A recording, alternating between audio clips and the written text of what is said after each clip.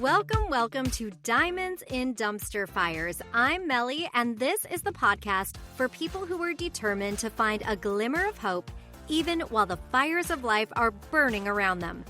Together, we'll dumpster dive through all sorts of topics like divorce, dating, friendships, grief, career ups and downs, and so much more.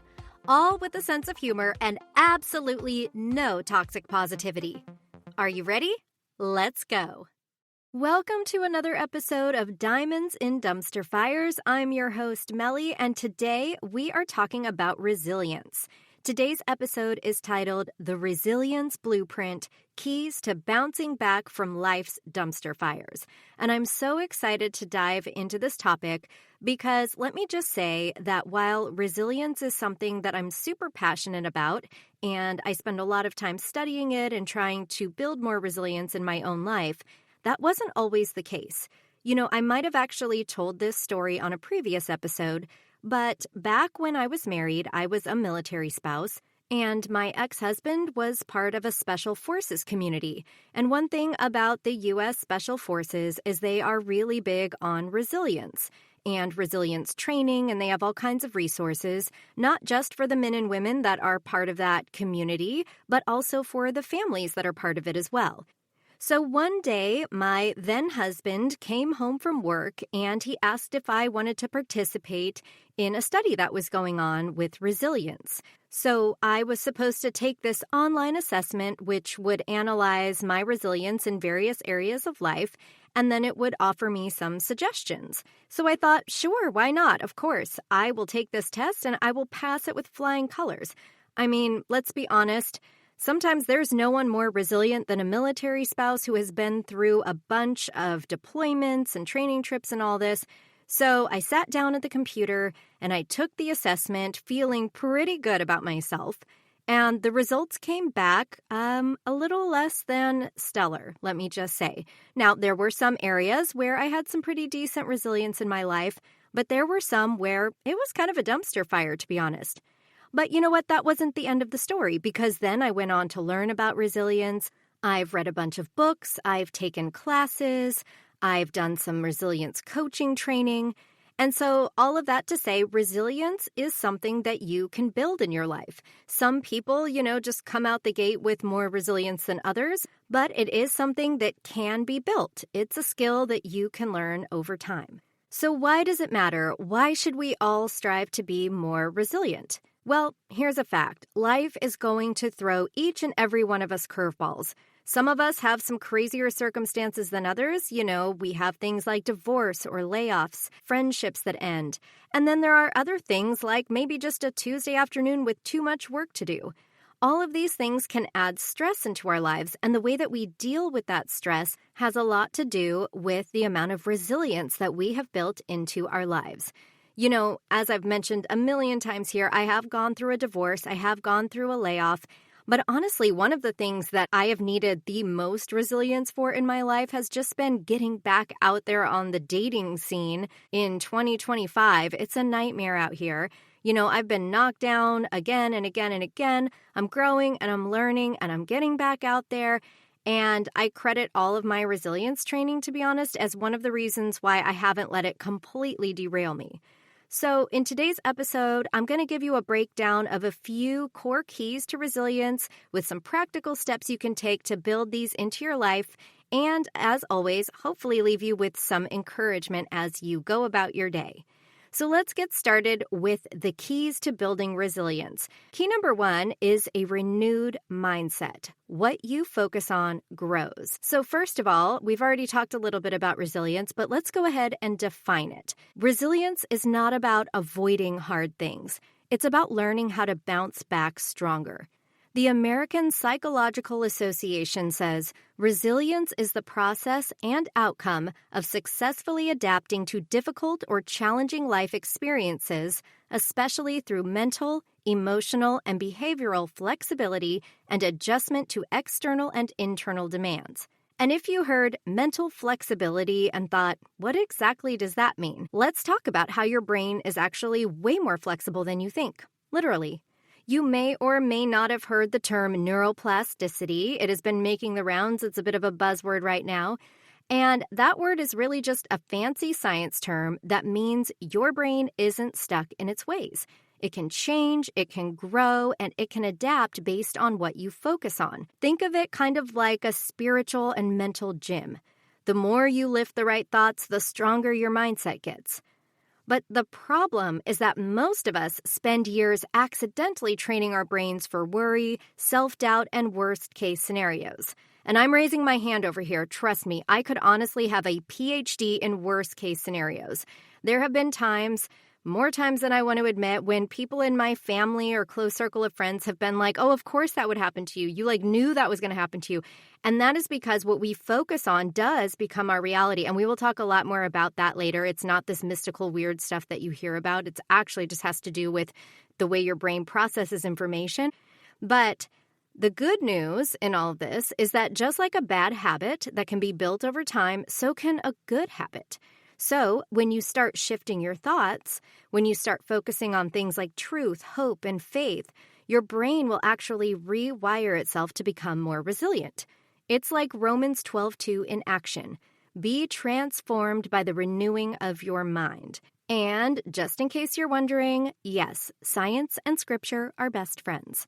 So this means no matter what you've been through, no matter what thought patterns you have fallen into in the past, you are not stuck. Isn't that great news? Your brain was designed to bounce back just like you. So, how can you start putting this into practice? You can start with just a simple shift. If you remember from a previous episode, I talked about the coaching idea of making 1-degree changes. We're not looking for huge changes all at once, but we can just start doing these little shifts, taking tiny steps, and when we do that, we will eventually see the big changes that we want to see. So how can you do this? Start by shifting. Maybe, a lot of times you'll have a thought come into your head of, why is this happening to me? It could be somebody at work is causing you trouble, or, the line at the grocery store is just incredibly long, or whatever it is, why is this happening to me? I know I've thought that a lot. The next time you catch yourself starting to think, why is this happening to me? Stop, take a time out, pause, and switch the thought to, what can this teach me? So I'll go first. I have been really, really down about my dating journey. It hasn't been easy for me, and there have been a lot of struggles along the way. But now I am starting to ask the right questions. What have I learned about myself, my type, and what I want for my future from these men who have definitely not been right for me up till now?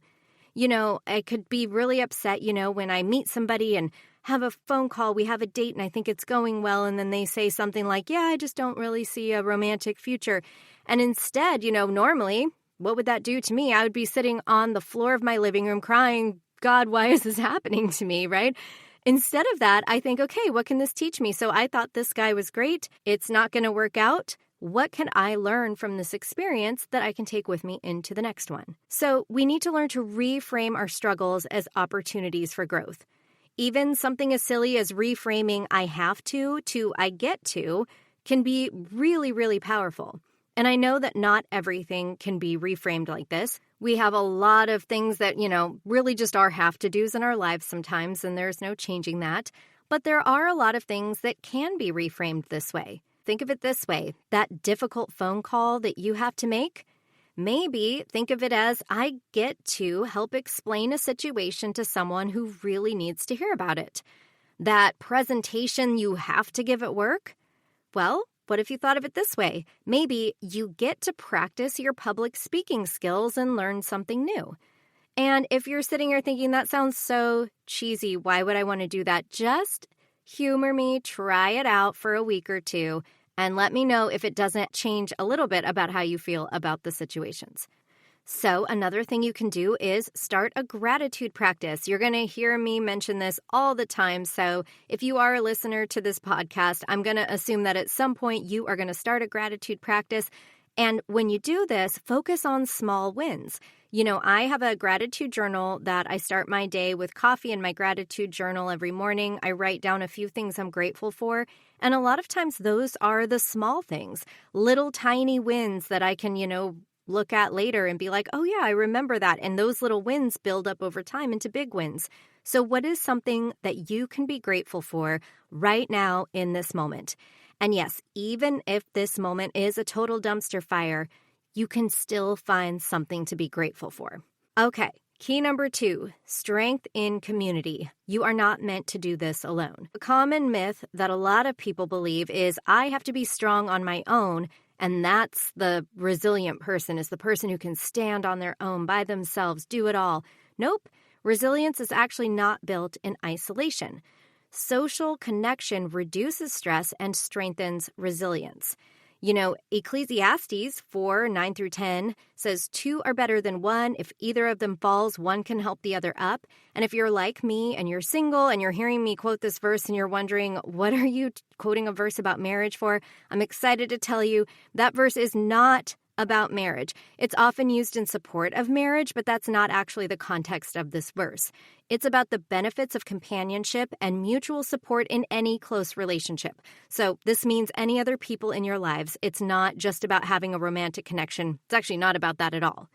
So how do you do that? How do you build community? Well, find your people, your resilience group, your friends, your mentors. Find a faith community. Be willing to ask for help and accept support. And I'm going to share something with you. If you are someone who struggles to ask for help, this could actually be one of those I get to moments. You know, sometimes I do this myself sometimes. You know, I find myself at a store and I really can't find what I'm looking for. And I'm just like, dreading it. I have to ask for help. But maybe it's one of those I get to learn how to be vulnerable and ask somebody to help me. It's hard. I get it. But if you learn to open up and let people in, you'll find that the good of having those people in your corner will far outweigh what you perceive as the bad of having to ask for help. Another way that community can show up, and this might sound a little counterintuitive at first, but it is very important, is go ahead and cut ties with any relationships that drain you instead of building you up. Now, that comes with a caveat. You can't cut your boss out of your life if that is one of the people that drains you, but you can make a decision to start looking for a new job if it's really bad, right? I am somebody that gives people a lot of chances. I know I've said this before. I truly, firmly believe in the idea that, you know, no one's perfect and everyone deserves second chances. The problem comes when you're giving third, fourth, fifth, sixth, seventh chances to somebody who isn't putting in the work and isn't making any changes and is constantly draining you. So if you find yourself in a situation with somebody like that, it might be time to cut ties with them. And if you need help with that, listen to my episode on graceful goodbyes. In there, I talk a lot about the ways you can move forward with ending a friendship or other relationship in a way that feels graceful instead of the long 20-page text message that gets sent at like 12:30 a.m. and you're just like, you know, sleep deprived and crying your eyes out, and you send the text and then the next day you're like, I wonder if I should have sent that. Don't do that. I can tell you from experience, you won't feel good about ending something that way, but sometimes you do have to say goodbye, and I will help you with that in that episode. So key number 3 to building resilience is learning to rest. It's a counterintuitive truth, but resilience isn't just about pushing through. I think when we think about the resilient person, you know, especially the story I told in the beginning about, you know, resilience being a key element of like, you know, the special forces and things. And we think about those communities and we think about people who never give up and they don't stop and they keep pushing through. But true mental resilience is not about just pushing through. It's also knowing when we need to pause. So let's talk for a minute about burnout versus real strength, because chronic stress will deplete your resilience like nothing else. So here's the deal. Your body and mind were not designed to run on stress like a cell phone stuck in low power mode. Chronic stress is what happens when your brain and your nervous system stay in survival mode for too long. It's like trying to drive cross-country with your check engine light on, and all the while you're ignoring smoke coming out from under the hood. Eventually, something is going to break, right? When you're constantly in that fight or flight mode, whether from work stress, relationship drama, or just life chaos, it wears down your ability to bounce back. Because your brain will get stuck in this cycle of overreacting to everything, your body is going to flood with stress hormones, And suddenly, even those small problems that you would normally just deal with just a slight annoyance are going to feel like the end of the world. And we will have an episode on more of that fight or flight mode and kind of what's going on in the neuroscience world is known as an amygdala hijack, when you get like super overly stimulated and just start making crazy decisions. Those text messages at 12:30 in the morning that I have sent, I can say definitely were sent in the middle of an amygdala hijack, and we will talk about that. But just know that, when your brain gets stuck in that cycle and your body is flooded with those stress hormones, everything is just going to be so overwhelming. It's really bad for your physical well-being as well, so you want to take a pause. Resilience is not about muscling through that exhaustion and that stress and that pain. It's about knowing when to pause, when to breathe, and when to hand things over to God instead of trying to carry it all yourself. And if you need any justification for resting, understand this, even Jesus took naps. Go look up Mark 4:38 if you don't believe me. So if rest was good enough for Jesus, it is absolutely good enough for all of us, right? The strongest people are not the ones who never stop. They are the ones who know how to refuel. So if you want to build real resilience, you have to stop treating burnout like a badge of honor and start seeing rest as a strategy. And speaking of burnout being a badge of honor, a lot of industries, I think, share this problem. But as I've mentioned before, I work in tech. And a lot of times people will use burnout as kind of like truly their badge of honor. They'll talk about how they work till 2 a.m. and they're living on caffeine and they never see their families and all they do is this and all they do is that.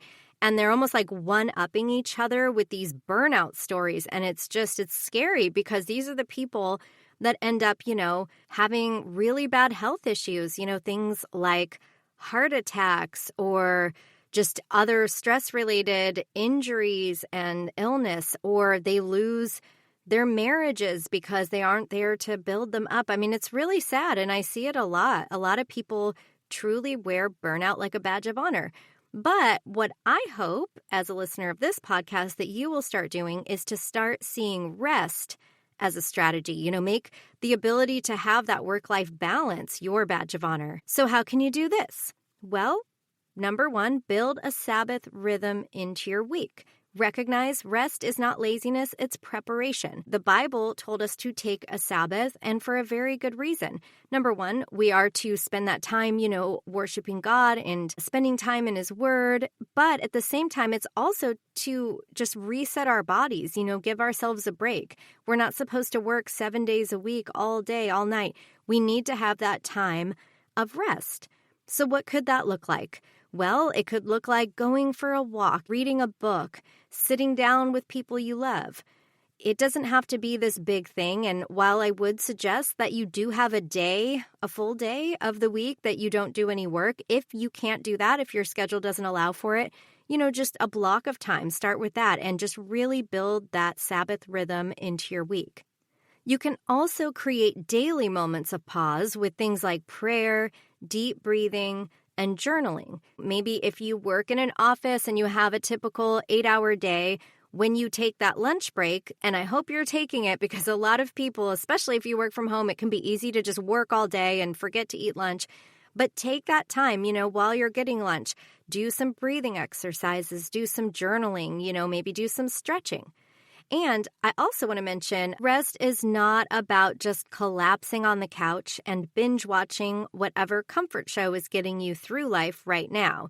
In fact, I would argue that that is actually kind of a terrible way to rest. I mean, of course, we want to have these times where we do stuff like that, but you want to be careful that you don't train your brain to need that kind of stuff in moments of rest because it can actually mess with your dopamine levels. But what I wanted to talk about is this thing called active rest, and it's actually a game changer. So active rest is about engaging in slow, intentional movement that helps your body and mind reset without running you into the ground. So think of it like a spiritual reset button. It can include things like gentle walks, stretching, deep breathing, Pilates, light dance movements, whatever you want to do. All of these things lower your stress hormones, they help your nervous system chill out, and they remind your brain that you are not in this constant survival mode. And if, again, you need that spiritual stamp of approval, let me tell you, biblically speaking, Jesus walked everywhere. And sure, he didn't have the option of Uber, but he also understood the power of slowing down and being present. Movement, when done with intention, can actually be a form of worship. It can be a way that you connect with God, process emotions, remind yourself that you're still standing, still breathing, and still moving forward. So if the idea of resting actually makes you feel restless, go ahead and try this active rest instead. Go for a prayer walk. Maybe stretch while you're listening to worship music. Breathe deeply and remind yourself that God never asked you to run on empty. Rest is not weakness, it's wisdom. So there you have it. Those are 3 keys to building resilience. No, they are not the only keys, but we will do more on resilience in a future episode. So let's talk about what they are again. It's number 1, that mindset shift. Number 2, community. And number 3, rest. And I just want to leave you with this. A lot of times in life we can get really bogged down, especially when we are in the middle of a dumpster fire. And we just feel like everything's just going wrong and, I can't handle this. But you know what? You are stronger than you think. And resilience can absolutely be learned. So just hang in there, take those little baby steps one at a time, and you will build that resilience. So if this episode helped you, I would love it if you would share it with someone who needs encouragement. DM me your biggest takeaway on Instagram, and please subscribe to Diamonds and Dumpster Fires for more resilience-building content. Until next time, be well. Thank you for listening to this episode of Diamonds in Dumpster Fires.